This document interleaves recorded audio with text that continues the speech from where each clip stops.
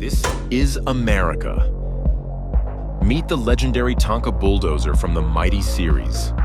Founded in 1946 in Minnesota, Tonka became famous for tough, all-steel toy trucks. The Bulldozer hit the lineup in the 1950s. Bright yellow, solid steel, and built to last. It was every kid's dream machine. With a real working blade and rugged design, it was made to push through real sand. Massive, heavy, indestructible. Just look how huge it is next to a Hungarian tin toy truck. Collectors know the truth.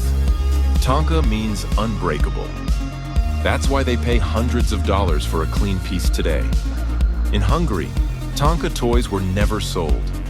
Even now, only a handful exist here. But imagine, wouldn't we have loved to play with one of these?